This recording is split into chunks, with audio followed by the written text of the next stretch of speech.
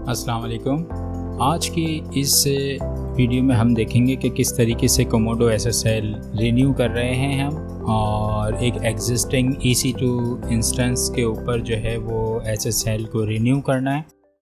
तो ये हमारे पास कोमोडो की साइट है, यहाँ पे मैं ऑलरेडी लॉगिन करके आया हुआ हूँ और एक एसएसएल परचेज़ करी हुई है। और ये जो एसएसएल है ये पल्स स्टूडियो के लिए ली गई है, इनकी एक साइट है, और तो उसके लिए हमें एसएसएल जो है वो रिन्यू करना है। तो ये यहाँ पे एसएसएल सर्टिफिकेट ऑलरेडी जो है वो परचेज़ किया गया है, तो यहाँ पे हम इसको एक्टिव कर रहे हैं। तो एक्टिव करने के बाद यहाँ पे हमें CSR जो है वो सबमिट कराना होता है। अगर आपको नहीं मालूम कि CSR कैसे जनरेट किया जाता है, तो मैं यहाँ ऊपर वीडियो में एक आपको लिंक दे रहा हूँ, जिसमें मैंने पहले सिखाया है कि CSR किस तरीके से बनाया जाता है। तो वहाँ से उसको कॉपी करके यहाँ पे हम पेस्ट कर देंगे, और पेस्ट कराने के बाद इसको सबमिट कर देंगे। तो यहाँ पे हमने अपना जो है वो CSR जो है वो सबमिट कर दिया है।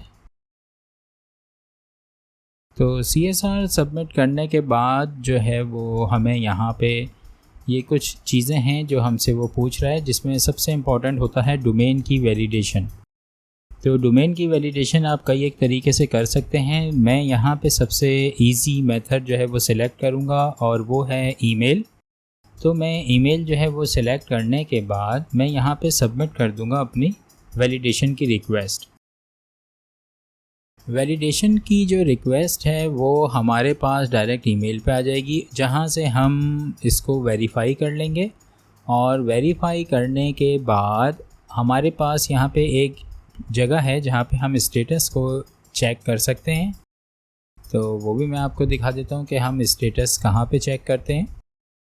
तो हमारे पास जो है ईमेल के अंदर वैलिडेशन रिक्वेस्ट होगी, उसको जैसे ही हम वैलिडेट कर लेंगे तो हमें हमारा सर्टिफिकेट जो है वो ज़िप फॉर्मेट में मिल जाएगा, और उसके अंदर सारी रिक्वायर्ड फाइल्स जो होंगी वो मौजूद होंगी। तो वो हम उसको डाउनलोड कर लेंगे।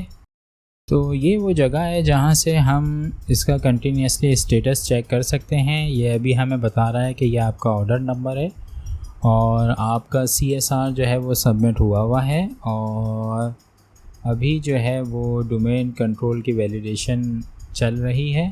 तो जैसे ही वो वैलिडेट हो जाएगा तो आप अपने सर्टिफिकेट को इंस्टॉल कर सकते हैं।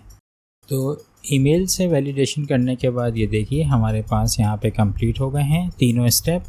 अब हमारे पास जो काम रह गया है तो वो है सर्टिफिकेट को इंस्टॉल करने का। तो मैं यहाँ पे अपने जो है सर्टिफिकेट है वो मैं नए क्रिएट कर रहा हूँ, और ये हमारे पास EC2 के अंदर यूजुअली होम EC2 यूज़र में SSL में ये सर्टिफिकेट रखे हुए होते हैं। क्योंकि मेरे पास सर्टिफिकेट की फ़ाइल्स के नेम सेम हैं, तो मैं अपने पुरानी फ़ाइल्स के नेम को रीनेम करके यहाँ पे न्यू फाइल्स को प्लेस कर दूँगा। तो न्यू फाइल्स प्लेस हो जाने के बाद अब हमारे पास सिर्फ एक ही काम रह गया है, और वो रह गया है कि हम अपने सर्वर को रीस्टार्ट कर दें। तो रीस्टार्ट करने के लिए हमारे पास दो कमांड्स हैं, जिसको हम एक्सेस करेंगे सूडो के ज़रिए। पुट्टी के ज़रिए अपने इंस्टेंस को जो है वो कनेक्ट करते हैं systemctl रीस्टार्ट httpd, और फिर हमने अपाची CTL को रीस्टार्ट कर देना है।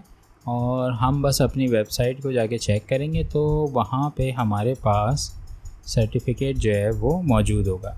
तो जैसे कि मैं यहाँ पे ये देख रहा हूँ, ये हमारे पास साइट है और मैं इसके अंदर जाता हूँ, ये आ गया हमारे पास मोर इन्फो, और ये हमारे पास सर्टिफिकेट जो है वो रिन्यू हो गया। तो इस तरीके से ये भी एक तरीक़ेकार है सर्टिफिकेट को रिन्यू करने का। फिर मिलेंगे नेक्स्ट लेक्चर में। Take care, bye bye.